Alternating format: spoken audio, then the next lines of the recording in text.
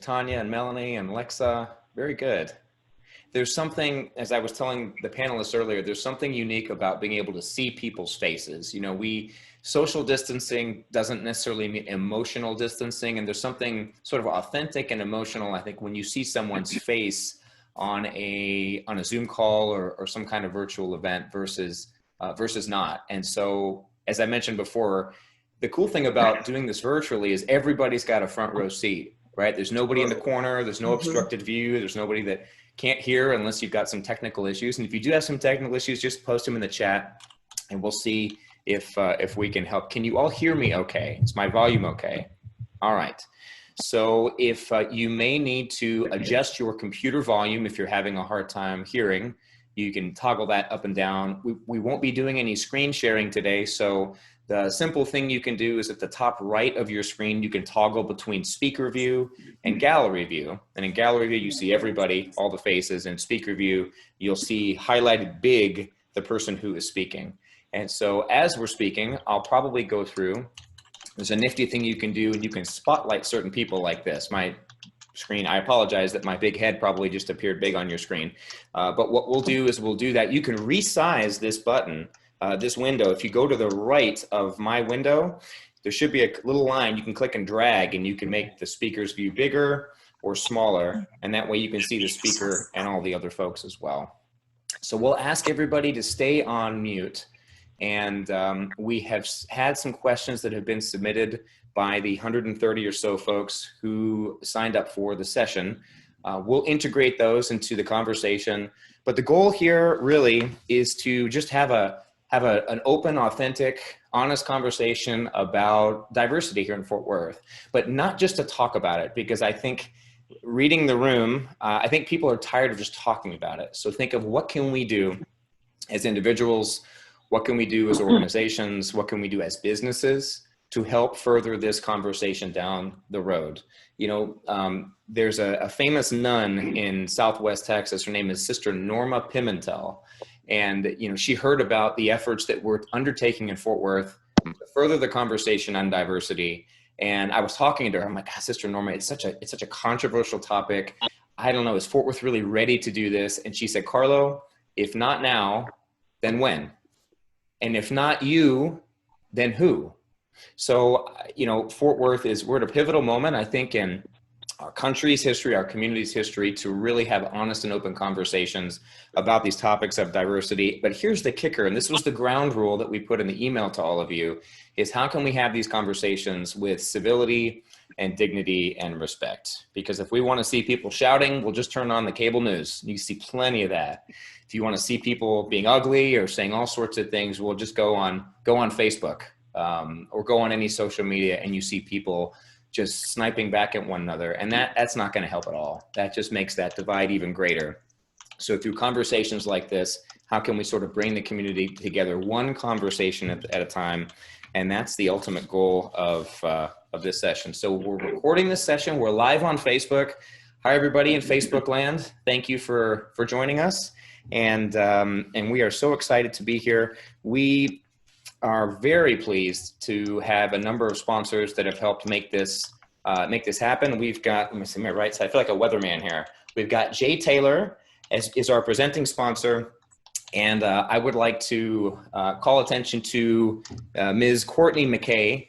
She is a partner and in the consulting services division of the firm and one of the founding members of Jay Taylor. So Courtney, feel free to unmute yourself and say a few words, and we just want to thank you, your appreciation for being a great sponsor for this program. Thank you. Good morning. My name is Courtney Mckay, as Carlos said, and on behalf of Jay Taylor, I'd like to welcome you to this month's Stories from the Stage. I'll tell you just a bit about our firm, but I know that's not why you're here, so I'll keep it brief. Jay Taylor is a full-service CPA firm located in Fort Worth. We provide traditional tax, audit, and bookkeeping services, as well as consulting services. We're very proud to be the largest independently owned CPA firm in Fort Worth, serving clients for over 20 years. Our consulting division, that's a little bit unique, has a heavy emphasis in the valuation arena, as well as heavy focus in the healthcare space. And we assist clients with strategy, transaction support, due diligence, all kinds of other things as well. But in addition to that, our tax and audit professionals also go beyond just compliance services, and we aid our clients in tax planning or providing forensic accounting services if they're dealing with a fraud issue, guiding our clients through just a variety of business challenges. So every day we strive to achieve our mission of maximizing possibilities for a greater good.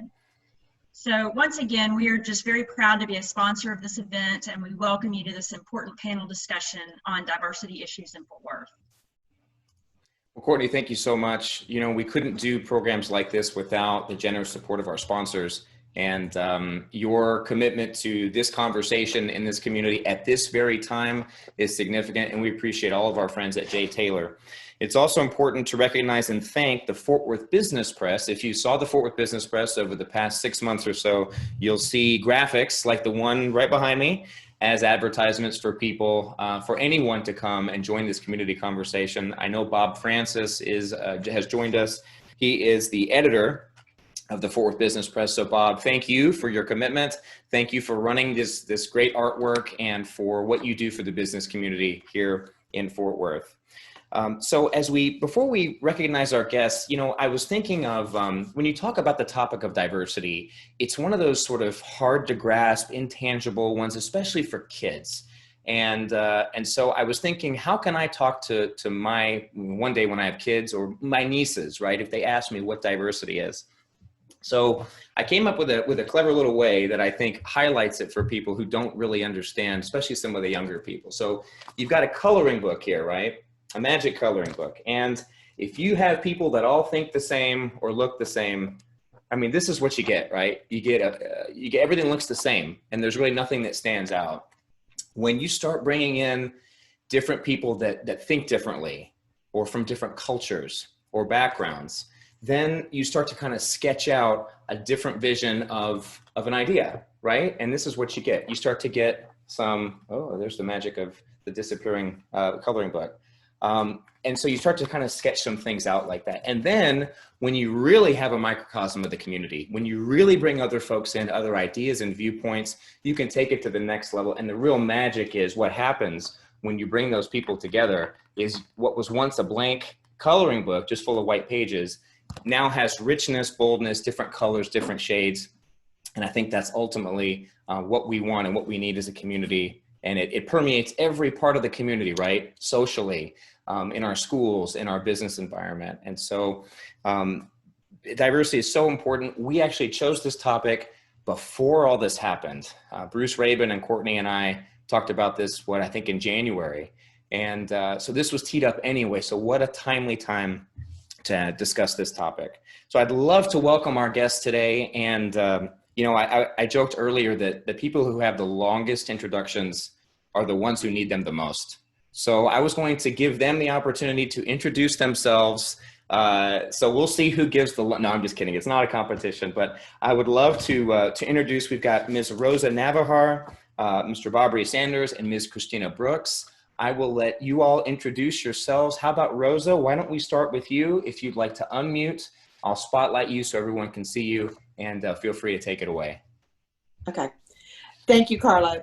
Rosa Navejar, president of the Rios Group. I was honored to be one of the co-chairs along with Bobby Sanders for the Race and Culture Committee. I've been a lifelong resident of Fort Worth and seen Fort Worth go through many changes, and excited to be here with you all today. Perfect. Thank you so much, Rosa. Let's go to Christina Brooks. Christina works for the city of Fort Worth. Christina, take it away. And don't forget to unmute. And we'll Hi, I'm Christina Brooks. I'm the Chief Equity Officer for the City of Fort Worth and the Director of the Department of Diversity and Inclusion. And I am a product of the work that Bob Ray Sanders and Rosa Navejar and the other 21 task force members. My department and my position were both as a result of the Race and Culture Task Force. And I'm happy to be here, certainly to discuss this timely topic. Well, thank you so much, Christina. And you bring a valuable perspective as a new Fort Worth resident, I think from South Bend, Indiana, right? Go Irish. Yes, yes, go Irish. But I'm originally from Texas, so I was raised in San Antonio. So this is coming back to Texas. It's coming back home. So we call you a boomeranger.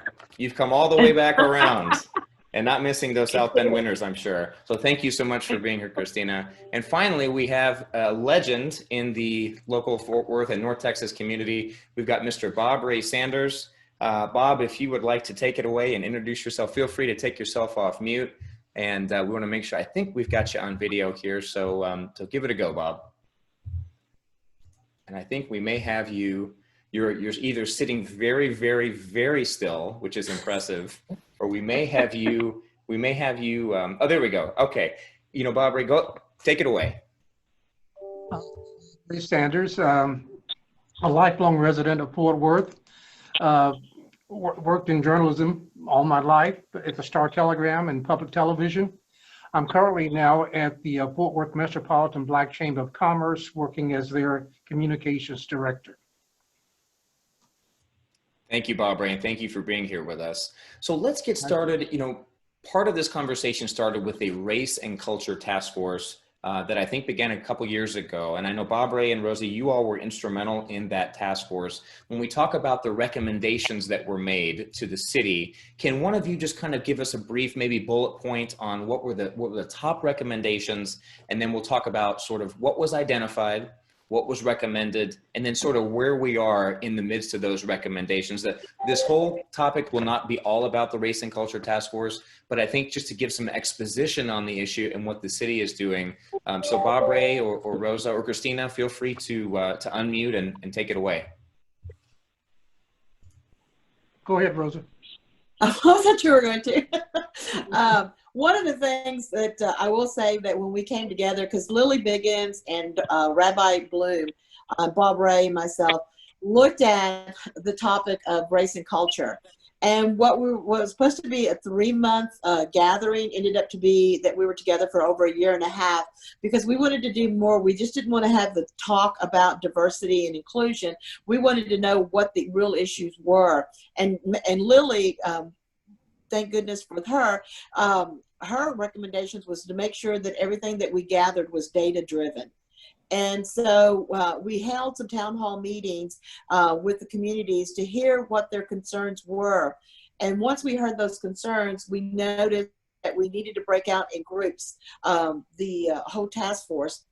So we created groups in criminal justice, education, economic development, health, housing, and transportation. As we moved forward, we started adding, we added governance because we looked at some things that were going to be coming towards the future, and redistricting being one of them. But we also looked at diversity training that needed to be taking place within the city and outside the city as well. And so some of the things that we looked at, especially in criminal justice, is looking at how police monitors when they go out to the communities and work with communities and try to help them to bridge that gap, but also looking at diversity within the police department. How do we recruit more minorities to come into the police department? Economic development, workforce training. We also need to look at entrepreneurship and how we grow the entrepreneurship in minority communities. For economic development. Education, how do we ensure that all our children get an equal education and equal opportunity to go on to college? Yeah, health is, you know, the health disparity. Some of us have deserts where there's not a lot of grocery stores and things of that nature. Transportation is a key issue for all of those subjects that I just talked about, because we've got to have and grow a multimodal transit system for the city of Fort Worth so that everybody has an opportunity. When you look at what's happening out in Hillwood, but then the individuals that may live in Southeast Fort Worth or South Fort Worth may not be able to get to those jobs because the transportation's not there for them to do that today. But we've got to make sure that that changes so that we can get them to the quality of jobs that they need to have a quality of life. Thank you, Bob Ray.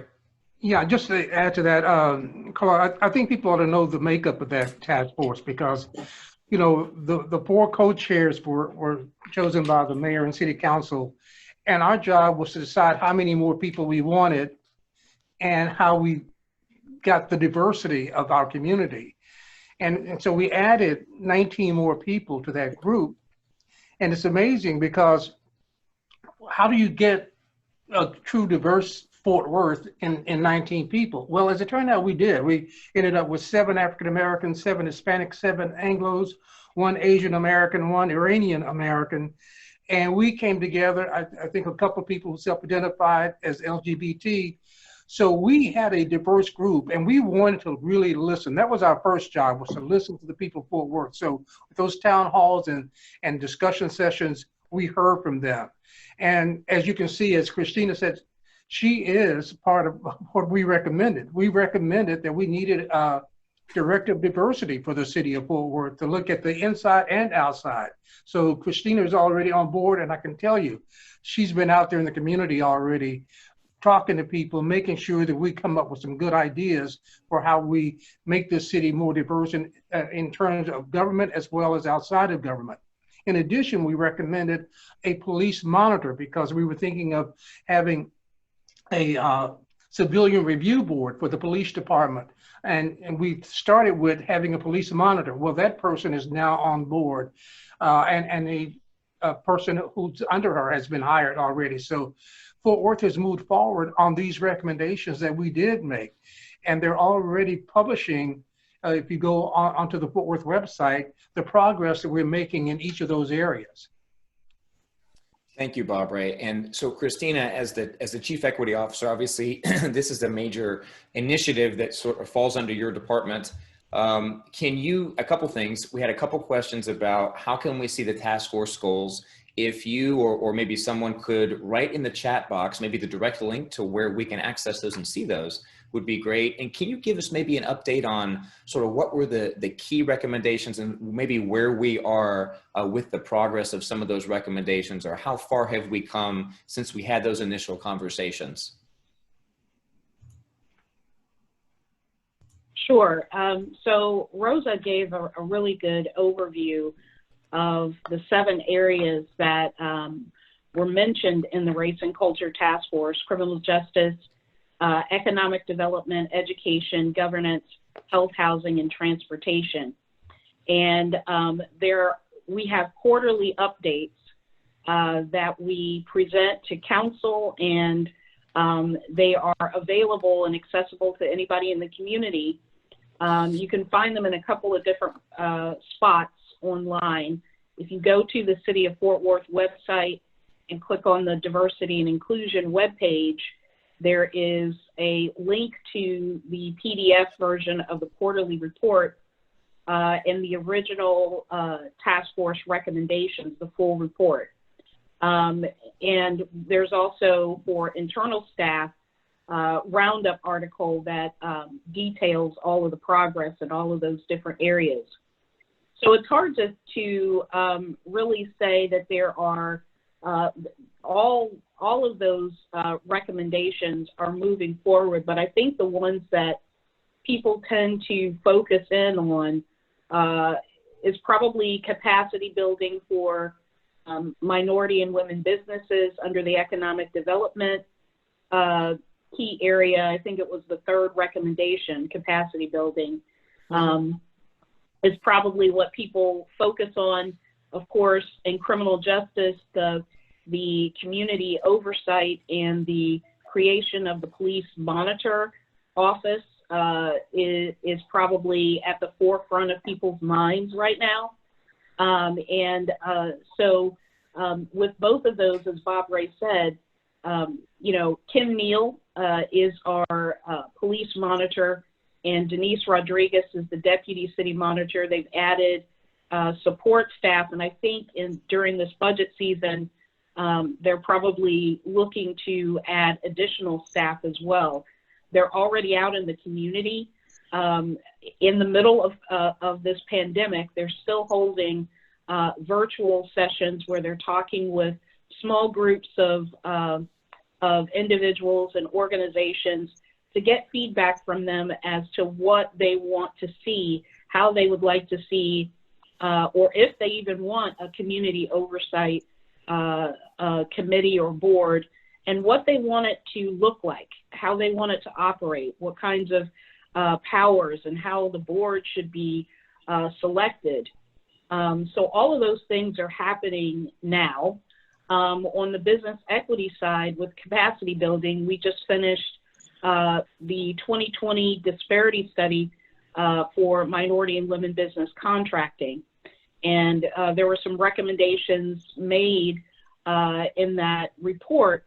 And so we're moving forward with changes to the way that we do business in bringing equity to minority businesses and women-owned businesses here in the area who may not have always felt like they had a fair shot at city contracts. And so we've taken that data and we're acting on it, and we're making substantive change. We're in the middle of revising the city's business equity ordinance. We are revising our internal administrative regulations around the processes, the internal processes for how we evaluate contracts and looking at pre-qualifications and the necessity of pre-qualifications in some cases. So, you know, the other area I think people are interested in is the redistricting. And so those are really the top three that I get the most questions about. And council is moving forward on that as well. We're in the middle of the census, so we have to complete that census before they can have more substantive conversations about redistricting. But we know that we're going to expand and include 2 more council seats. And so Fernanda Costa with the city of Fort Worth, he's an assistant city manager, is leading that effort. And we're looking at August to see some progress on that front. Thank you for that overview. So I guess that begs the question is, where do you think the root, like when we get down to it, what is the root of the problem here in Fort Worth that you have seen? No doubt you have been around the country and seen lots of different models, different challenges specific to different cities. So 2-part question, right? What's the real root of the problem here in Fort Worth? And do you think that the problem, a good question from one of our members here, do you think that the diversity problem issue is better or worse than you envisioned when you took the job here? I think there are no surprises. I don't think I've been surprised by anything that I've encountered. It's you know, very similar to other communities across the country, regardless of the size of the population. The challenges are pretty consistent. And so one of the major challenges that I find is that there are pockets of individuals and community members who are don't really have an understanding of the history behind why we're in the situation that we're in right now. They have no context for it because it's not something that was generally taught in local curriculums in schools. Or if it was discussed in a very cursory or watered down version. And so people aren't understanding, well, why are people so emotional or you know, upset about this? It couldn't be that bad. And so when I think with the tragic murder and death in real time on television of Mr. George Floyd, you know, not in any way overshadowing our own tragedies here with the Tatiana Jefferson and Jacqueline Craig and Botham Jean. But when people saw that, I think it resonated in a way that the stories at the water cooler could not, because people could see it for themselves. And they began to connect the dots between you know, when they heard their friends of color say that they have to speak to their children about, you know, how to interact with police officers. And so I think, you know, it's really going to be important for us as a community to incorporate a 360-degree view of American history and expand beyond one perspective of the American experience, and make sure that the next generation has that information growing up so that they can make better decisions about criminal justice and education and economic development and governance, health and housing and transportation. Thank you for that. Bob, Ray, and Rosa, I'd like to switch over to you. Same question. What do you think the root of the problem is? You know, Bob Ray is as an African-American male, longtime resident of the North Texas area in Fort Worth, and Rosa as a Hispanic-American female. Obviously, your perspectives are going to be a little different. You've been here for a long time. What would you say the real root of the problem is in our community here in Fort Worth? Well, you know, Fort Worth likes to pride itself on being inclusive, that they've said they've really worked hard to do this. But the truth is, we've been in denial on a lot of things. Yes, I grew up under Jim Crow. I knew what it felt like to ride on the back of the bus. I knew what it felt like to be denied entrance to Forest Park Zoo. As I said, my family's been here over 150 years and paying taxes because they were landowners. And yet I could only go to the Forest Park Zoo one day out of the year. So I know what it feels like, but we took those signs down. We took down the colored and white signs, and we finally integrated the schools. But in essence, we were still in denial that we didn't have, until the Jacqueline Craig incident happened in December of 2016, even the mayor said she didn't realize there was a racial divide until all those people started coming down to City Hall, disrupting city council meetings every Tuesday, and started marching on the county courthouse. Well, of course, she found out that we had a racial divide. And of course, the mayor and I think graduated from high school at the same time. So even though we were at different high schools, we couldn't have gone to high school together. But I teach a course out of TCU. I've taught a course at TCU called Race, Gender, and the Mass Media. And in my first class every year, I'd ask all the students, just look around the room, write down the number of white people you see, write down the number of Hispanics you see, write down the number of Arab Americans you see, write down all the Anglos, just write them down the numbers.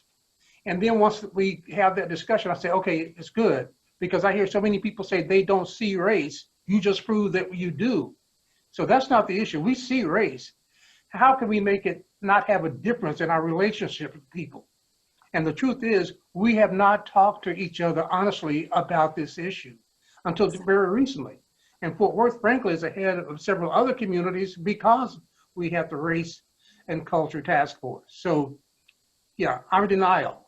And I think we're coming out of that right now. Well, Bob, I would agree. Oh, go ahead, Rosa. I was going to say, I would agree with Bob Ray. I mean, I was born and raised here in Fort Worth, and I've seen the difference.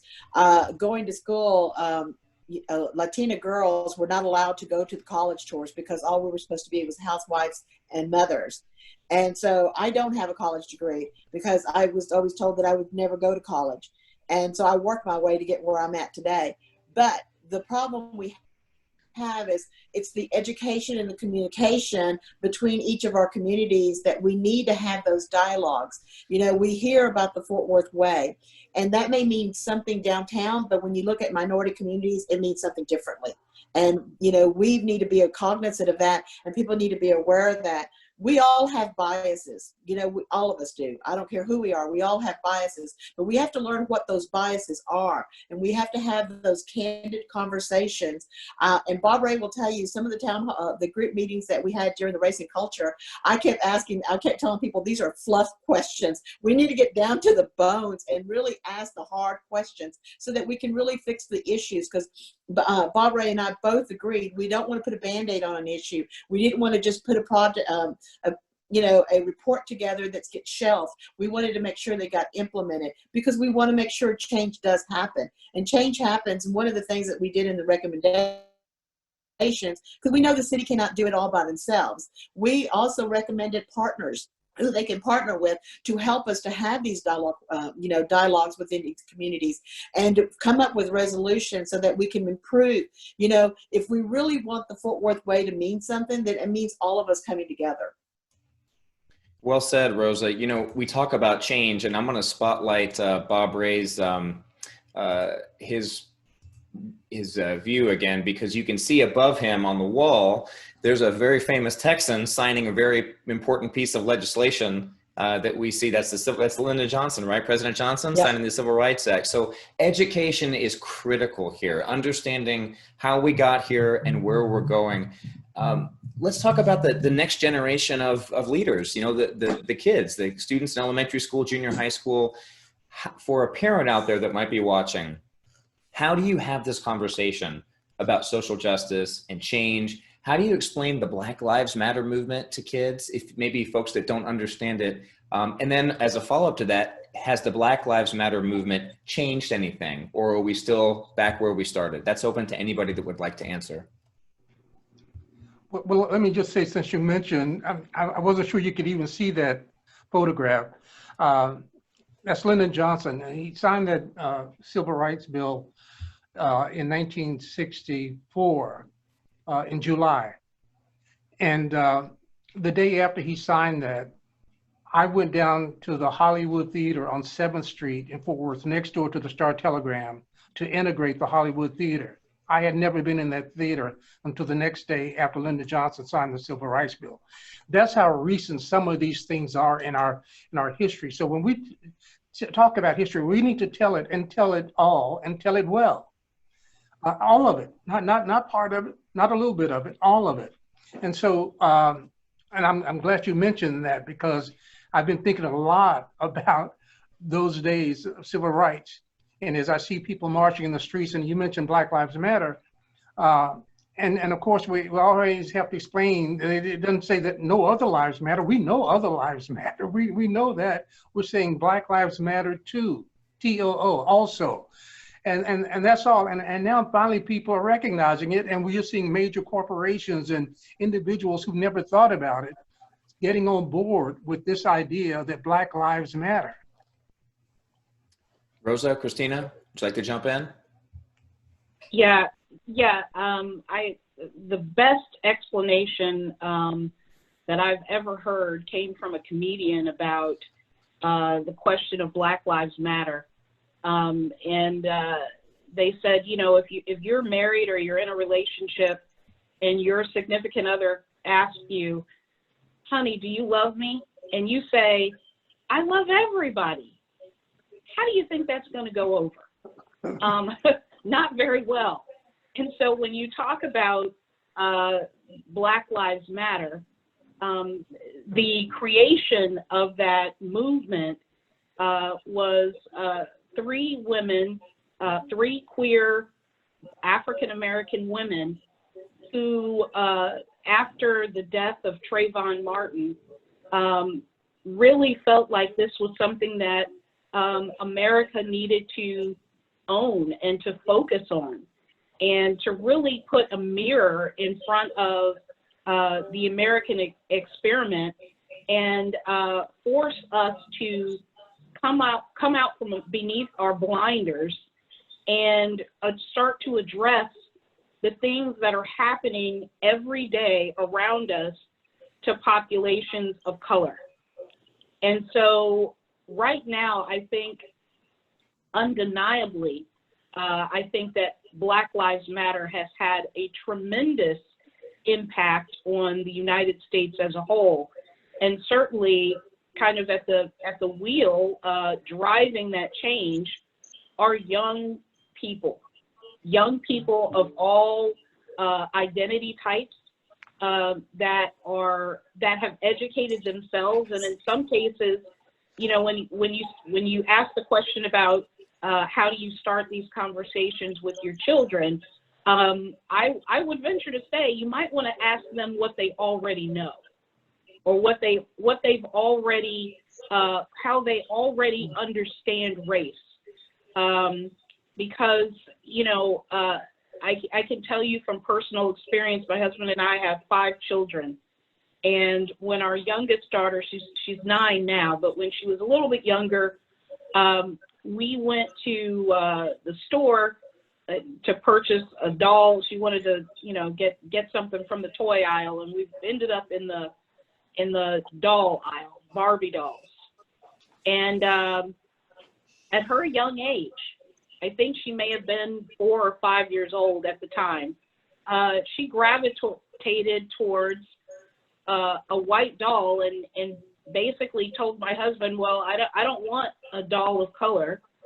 Everybody knows this is the best one, and I don't want that one. And my husband and I were floored because she was growing up in a home where this is what I do for a living.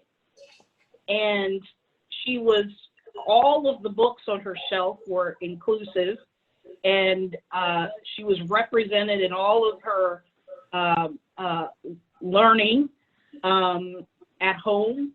But the impact that society had on her at that young age was significant enough to let her know she had been sent cues, subconsciously or consciously, that there was a racial construct, and because her skin had melanin and because her hair had a tighter curl pattern, that she was somehow less than or different. And so when you talk about children having these conversations, they're getting inundated with racial cues from the time that they're born.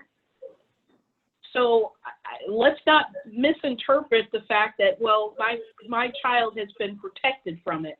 That is not the case. This is what I do for a living, and she sees me do it every day her whole life. And she was still impacted by it. And so, our young people have done tremendous work. And I hope that they continue to learn and to grow and to educate. And I hope that other generations are open to learning from them. Thank you. I would just add Go ahead, Rosa. that, when you look at history, and history has a way of repeating itself. I heard this the other day on one of the news channels, how, the civil rights of the 60s, the Black Lives Matters is bringing that civil rights back in today, into this decade, into this millennial. And, but the difference is the support behind Black Lives Matters, the diversity of people that are supporting that, white, brown, black, yellow, whatever, LGBT, we're supporting because we're saying all lives matter. And we've got to have these conversations about diversity and inclusion and educate people on that. Yeah, and Carl, in the recent marches that we've had in Fort Worth, I didn't actually participate in them, but I went to view them. I wanted to see who they were. And it was amazing, all these young people, and that's what's given me hope. I used to be very hopeful at one time in my life, and then I lost hope. And just recently, I've gotten hope back, because as I watched these kids march down the street, and the 5 days that I went, the majority of those kids were Anglos and young. And that's when I said, okay, that's when it changes. We saw that in Birmingham when the school kids started marching, and they had the dogs turn on them and the hoses turn on them. In Soweto, when the children marched out of school and marched. And it's just so amazing that because of this virus, these kids were already out of school. And so they were marching down the streets of Fort Worth every day and every night. So I got hope again because of who's participating in these demonstrations. Great insight. And it's a good thing that these, go ahead. I was just saying, what I love about the young participating in these marches and so forth, but also we need to make sure that we educate them to get out there and vote. Oh, yes. Because that's what's going to make a difference, and that's what's going to make a change. You know, we've got to get them out there to vote. We can't just be protesting and not having anything to come back to. If we can vote and vote for the people that understand diversity and inclusion, you know, that's what we need to have as leadership. Well said. You know, we're getting a lot of questions. Go ahead, Christina. If we could vote by TikTok, I think we would have a turnout like we've never seen before. We will have a TikTok tutorial after. That'll be our next stories from the stage. How to effectively use TikTok in your daily life. We're getting a lot of questions, which is great. So I want to move quickly. The question for all three of you, and we're going to dig a little deeper here. So I think when I come home from work, I hold my breath that when I turn on the news at night, I don't see another white police officer, black victim story or death. The odds are that there will be another George Floyd incident in our country. The odds are that there could be another George Floyd incident in our community here in Fort Worth. So the question for all three of you is, what is Fort Worth doing to make sure that that doesn't happen ever again in our community? Well, let me just say this. I said a minute ago that Fort Worth was a little bit ahead of the rest of the country. We have a new police chief, and he's a very good police chief. As it turned out with our task force, he was a liaison between the police department and our task force, which meant he was at every meeting that we had. I mean, the small ones, the large ones, the town halls. He heard everything that we heard. He was already sensitive to the things that we were concerned about, but he learned through that 2-year process. And he's already put a lot of that into practice. So I think, I won't say anything won't happen here again, because Fort Worth is still one incident away from a major, major catastrophe in the city. We've avoided it so far. I mean, for the most part, all of our demonstrations have been very peaceful, but that's not to say they always will be. But I think if you have the understanding of a police department, and with our new police monitor, people can complain about the police, not to the police this time. They can go directly to that police monitor and make a complaint, and it can be investigated. So I feel like we're making some progress there, and I just hope it lasts. And I would agree with Bob Ray on that, with Chief Krause, because as Bob Ray said, he was with us the entire time. So that he heard the same concerns and so forth. And I will tell you, when at one of the protests in front of the courthouse, he was one of the first to bow down with all the protesters. That made me so proud to know that we have someone in leadership like him that it's leading from the heart as well. And that's someone we should be proud of. Christina, what are your thoughts? Yeah, I have to agree with Bob Ray and Rosa about the importance of leadership within law enforcement agencies, because the body follows the example of the leadership. And so there's one thing that I, have thought about in that respect. I know that we are doing everything that we possibly can. I know that Chief Krause has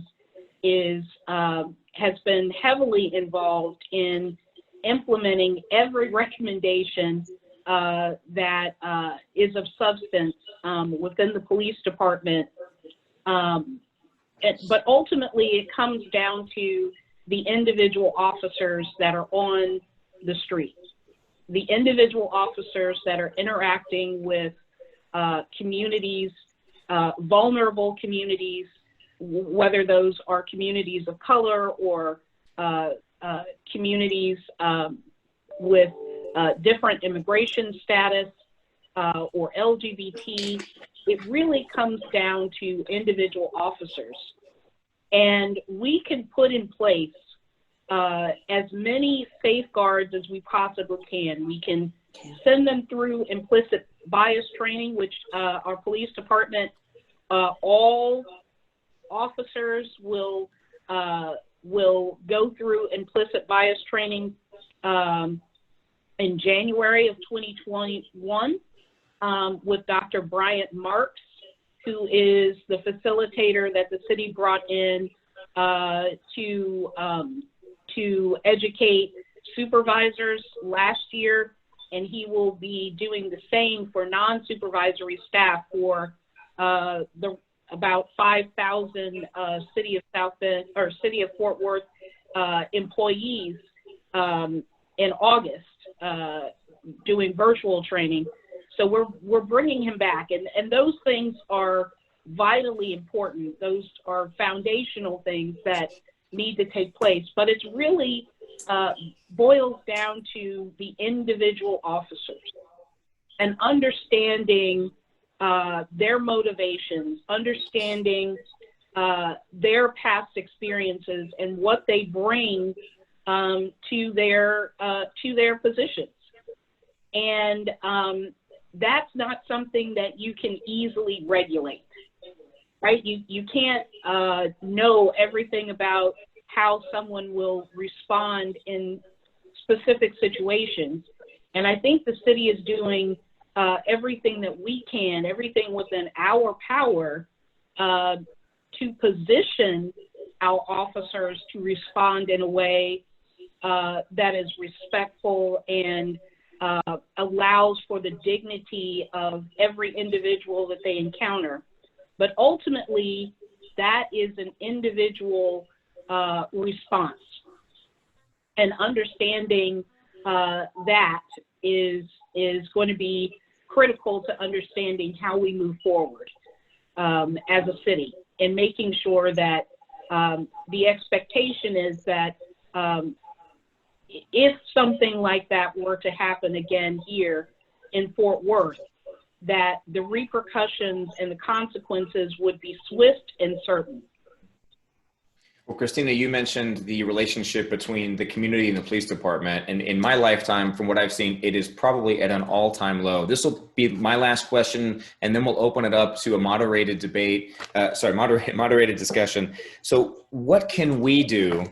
You know, it's easy to point at certain people or groups or folks and say, well, if that person just did that, we wouldn't have a problem. Or if that group would do that, then it would be better. And while that may be true to a certain degree, we need everybody's participation in this to move the ball forward. So my final question is, what can we do as individuals to bring healing and to bridge that gap that is so wide that we see on an almost daily basis between our police department and our community? And if you could, maybe 45 seconds per person, and then we'll go into the Q&A. Well, one of the things, Carlo, is that we need to have, and we are getting back to this, more community policing. That was one of the recommendations.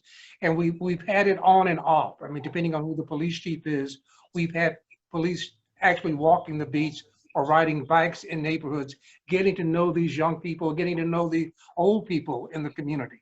Just being familiar so that every time they come to the community, they're not coming in to hurt. They're not coming in for something bad. They can be there for something good. So, and we're seeing this already. One of the things we recommended was a police cadet corps, which we used to have a long time ago, and it just went away for some reason. Well, we're implementing that program again, getting young people involved in becoming police so that we can have people from our own communities who are part of the police department. So we're hoping that's going to happen. But individually, I mean, get to know somebody different than you. I mean, not just, I mean, to say you work with them. Get to know them. Ask them. I hear young whites all the time saying, we don't bring up race because it's uncomfortable. You've got to bring it up. I mean, it's there. It's the elephant in the room. So talk about it. Be able to have a good discussion with somebody that you call a friend or a coworker. Just talk. Rosa, any thoughts? I would say get out of our comfort zone. When we all volunteer throughout the city. All of us are on various nonprofits or boards and so forth. But also when you're serving on those boards, look at the communities that are represented on the boards. Look at the services that are provided so that you can make sure that you are being inclusive of those services in other areas. You know, understanding what's going on in the city of Fort Worth, take a drive, go in through all the communities that you may have never been into. I remember when I ran the Hispanic Chamber, everybody assumed I lived in Northside. And I said, well, I live in North Fort Worth, but it's in Park Glen, not in Northside. I have family still there, but everybody just assumed I'd walk to work because I was Hispanic and I ran the Hispanic chamber. And so we've got to educate everyone to be able to understand what's going on in each of our communities so that we can provide the better services and get in touch to those communities, volunteer in those communities. And that way you can really learn more about the culture, the citizens that live there, and the needs. Well said, Christina. You've got the last word on this, and then we'll go into Q&A. Yeah, there are really three things that can impact relationships. That's socializations, experiences, and exposure. And if you are intentional, if we as a community are intentional about expanding our exposure and expanding our experiences and expanding our socialization and being mindful of the subliminal messages that are floating either on the internet or in media or in messaging in school curriculum, in restaurants, in hospitals, in the criminal justice system, then I think we can begin to have real conversations with each other about the different American experiences, and then begin to incorporate them and truly become the country that we were on paper designed to be. Well said. With the remaining time we have, and if we can ask for our panelists to maybe give us a little grace and maybe a few extra minutes to get to some of these key questions. And if we can ask you to maybe limit your questions to no more than 30 seconds. They're hard questions. They're not easy to answer, but if you can give us just the best of what you can answer in 30 seconds, we can get some more of them. Courtney, take it away. Thank you so much. All right, can you hear me? Yep. Perfect. Okay. All right. The first question, are the task force's goals and/or strategic plan visible for community members to see? I'd love to see more support for minority small businesses from the city. Yes, they are accessible. As I stated before, they're on the City of Fort Worth Diversity and Inclusion webpage. You can download a PDF copy, and it's also in the city roundup, but they are accessible online. Perfect, thank you. This question comes from James. It says, I think diversity will be achieved only when average people actually know and interact with each other. How can we facilitate that? Well, I mean, I think that's true to a great degree. However, there's institutional barriers there. The Black Chamber, for example, just had a meeting and we invited bankers to come to a meeting so we could have an honest discussion. And part of the discussion was getting funding for Black businesses and how do we get Blacks on the boards of these banks? I mean, for the most part, there are no Black members on any of these bank boards. We just asked a couple of leaders here, I won't name them yet because they haven't yet agreed, to bring together some other business members. And we as a task force had invited this. How does this business community help move us along? Because we know in Fort Worth, very little gets done without great involvement by business leaders in this community. So we can help break down some of those barriers if we have the leadership to help us do that. Wonderful, thank you. Bob Ray, this one goes back to you. It's from Harriet Harrell.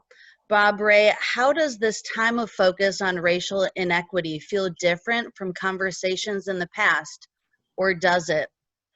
Oh, wow. Well, this one feels a little different, but I got to tell you, every time I would hear somebody talking, let's talk about race, I'd get tired because I've talked about it so long, and it seems like I'm saying the same thing that I was saying 40 years ago now.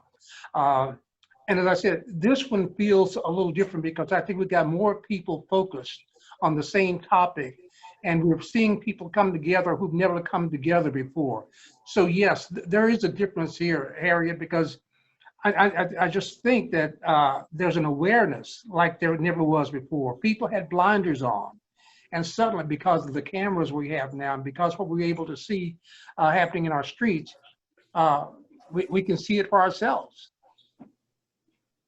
Thank you. Harriet continues, and you might have answered this already a little bit. Do you have a sense that we might be able to make some specific progress that we have not been able to before? And also, what is your recommendation for how we make sure that today's focus does not get lost? Well, as the old folks from the civil rights movement say, we got to keep the eyes on the prize. What is it that we really want? What are we really seeking? And go forward there. And it's been stated before, I think Rosa said it, we have to vote. I mean, I'm talking about at every level, city, county, state, national. We have to vote.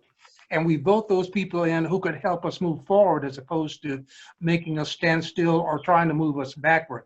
So I'm confident that we're moving there. We just have to stay focused.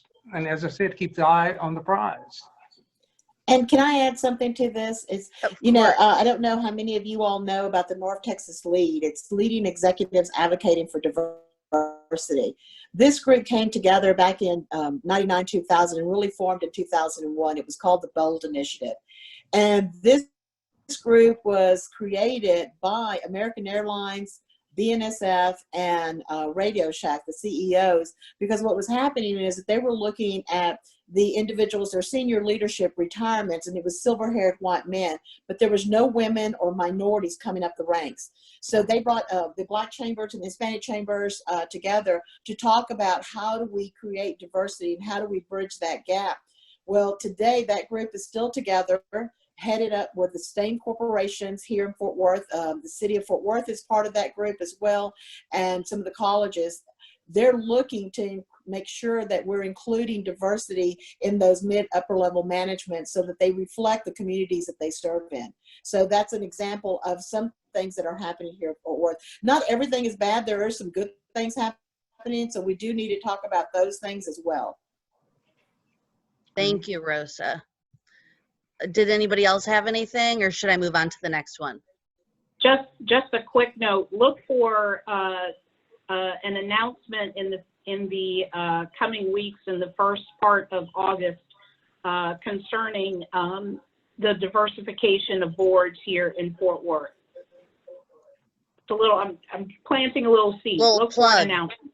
Thank you. Little plug. And also to make sure that when you see those announcements come out, put some names together, start thinking about that now, because that's been the hardest thing, is getting the individuals to commit to serve as well. You know, that makes me wonder if maybe there could be a campaign or an announcement that goes out encouraging people, even white people, to nominate folks who would be a good fit, who maybe those individuals never even thought to themselves, I'm ready for this, or they would choose me. You know, maybe we can use our privilege to help those folks out. Okay. We have a comment from Tony. I thought this was interesting. It says, I agree with what Christina said, that there are pockets here in Fort Worth that haven't been exposed to diversity. As someone who moved from Detroit, Michigan, I was surprised when I went to evening events at the Modern. People would give me weird looks because I was a member and participating. None of them even bothered to talk to me. They would talk to each other because they were neighbors, coworkers, and business partners. I was just wondering if any of you had any thoughts on that type of experience. Well, I mean, I've definitely had that kind of experience, but as it turns out, I've been around so long that people tend to know who I am, so I do talk. But the other thing is that many of our institutions, including the Modern, for example, has made incredible outreaches to the minority community. And minority community doesn't always respond. I'm talking about in terms of the exhibits they do there. The Amon Carter and the Modern call on me sometimes when they're trying to come up with a new exhibit, or they just commission a work or whatever, and just to get my feedback, because they don't want to hopefully offend or ignore the minority community. That gets old sometimes because, I mean, there are plenty more people they could be talking to, but I understand their efforts. But yeah, I mean, if you're not in the ballpark, sometimes, or people think you're not in the ballpark, they sometimes ignore you, and that's sad. That's what we got to get past. Yeah, the Modern actually hosts our Diversity Matters film series. So before COVID-19, they are a partner with our department, and you know they've been outstanding partners when it comes to providing space and parking for our events. So I think there's a difference between the intent of the leadership at the Modern and maybe individuals that may be walking through the museum itself. But that, I think, you know, will change as we mature in our equity work in the city of Fort Worth.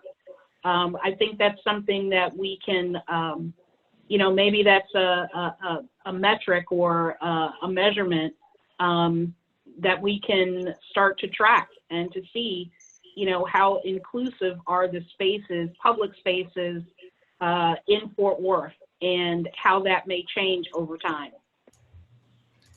All right, Thank you. folks. Thank you so much. I'm going to send it back to Carlo. Thank you, Courtney, for moderating that. So we are still holding strong at 69 folks, and we're a few minutes past. I want to respect everybody on the call. If you have a hard stop or need to head to probably another Zoom call, if I'd ask the panelists, could we keep you around for a few more minutes to be able to do some more Q&A from our folks? Is that okay? Maybe 5-10 more minutes? Is that all right? That's fine. Okay. All right. Well, perfect. Well, I'd like to formally close. Thank you again to Courtney Mckay over at J. Taylor. Thank you all so much for your sponsorship. We want to thank the Fort Worth Business Press, Bob Francis, the editor, for sponsoring this. And of course, our venue sponsor, our virtual venue sponsor, Locavore. Thanks to all of you. Our next story is from the stage. And we'll continue with the continuum of leadership and discussions, because we have Mayor Price scheduled for August the 27th from 10:30 a.m. to noon. We will send you an email with the date and the time. Fingers crossed we will be from an actual stage and be able to see you in person. If not, we will continue with the virtual platform. You know, maybe we'll do both. That way we can cast a wider net. So again, Mayor Price, August the 27th from 10:30 to noon. We would love to have you back again. We thank you all for being here. We'll stick around for a few more minutes and leave the meeting open. Courtney, if you'd continue to maybe moderate the Q&A for any of those extra questions. And thank you so much. We hope to see you next time. Again, this has been Stories from the Stage. Have a great day. Thanks, everybody. All right. Here's a question from Kathleen. Are the daily Black Lives Matter protests inspiring any real profound conversations at the city level? Have they inspired any actual change? Absolutely. One of the things that's been happening that's probably not getting a lot of press is that Mayor Price, City Manager David Cook, Chief Ed Krause, and a few other officers, Kim Neal, Denise Rodriguez, and I are actually meeting with the Black Lives Matter groups and other groups that are continuing to protest, to have authentic conversations around, you know, where we can find areas of agreement and how we can move forward. And then some of it is just informing them of things that they weren't aware were happening in the city, things that they want to see happen, but they just didn't realize that they were moving forward. So we are sharing information and having conversations, and it is definitely inspiring change. And this speaks to what Bob Ray had said earlier.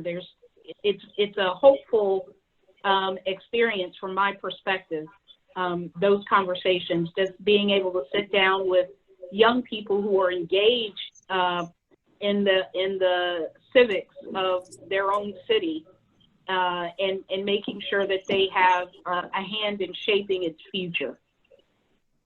Thank you, Christina. I have a continued question about this for you, about the BLM movement. How can white people support our community's diversity as allies through the Black Lives Matter movement without accidentally taking it over? Yeah, so that's a good question.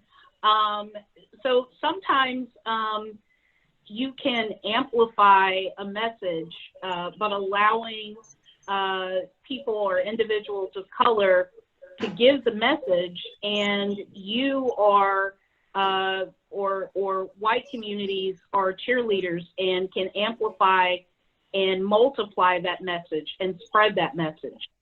So that just means, you know, if there are people of color in the room, allowing them to speak for themselves and not, you know, I think there are new terms every day, and I think the new term is white-splaining, or mansplaining, or, you know, and it's unnecessary. I think allowing people of color to speak with their own voice, and then just sharing that message with your own communities and networks is probably the most effective way to ally.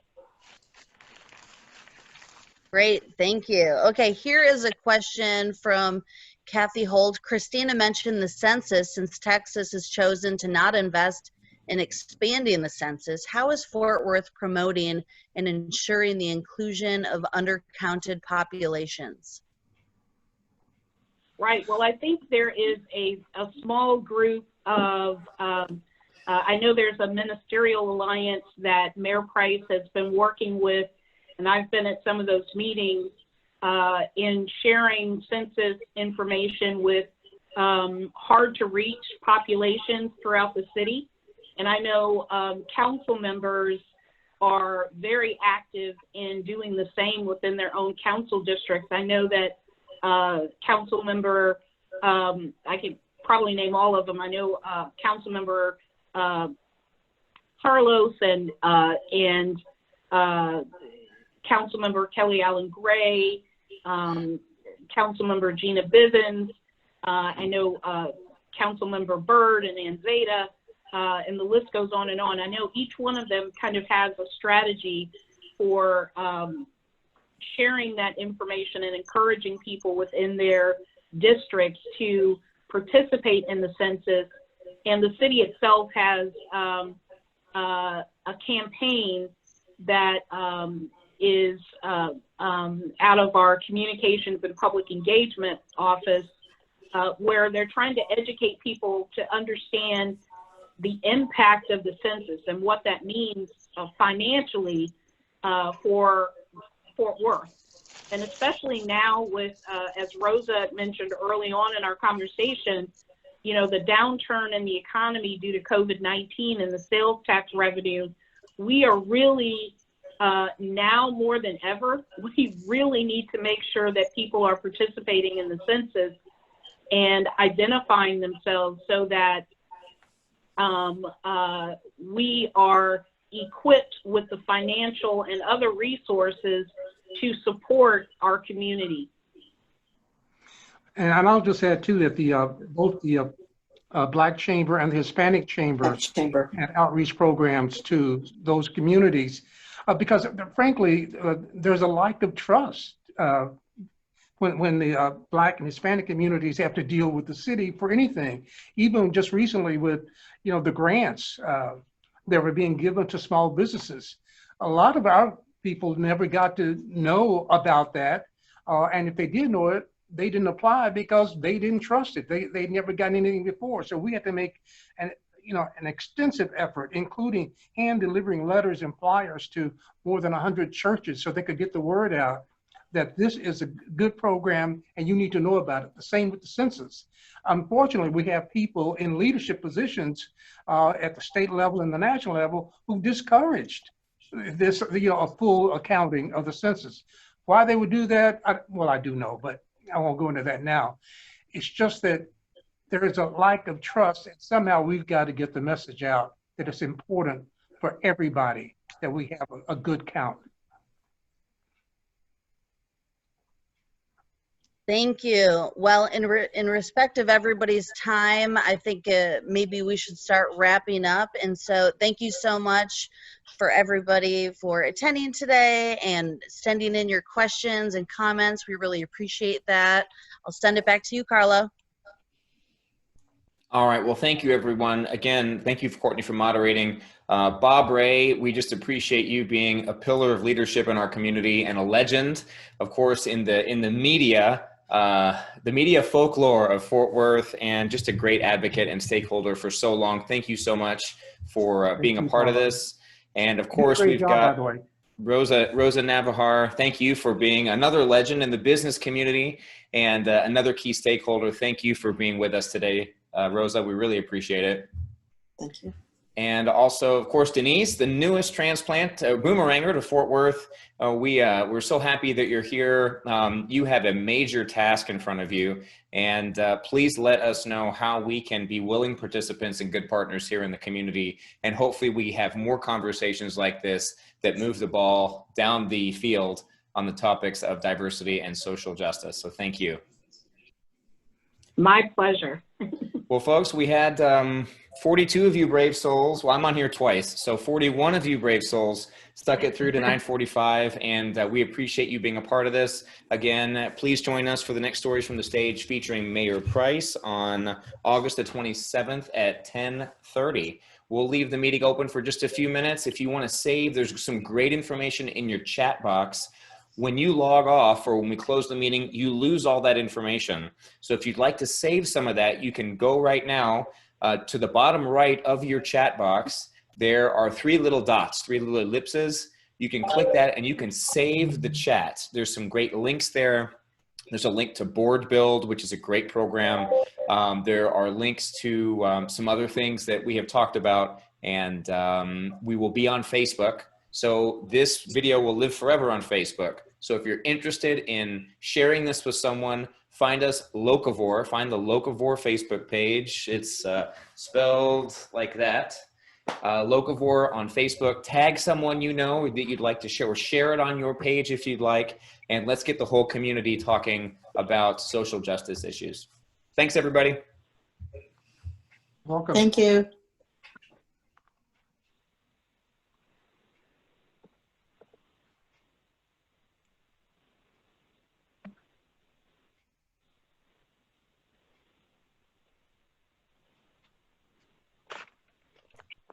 Thank you guys for being on. We appreciate everybody joining us.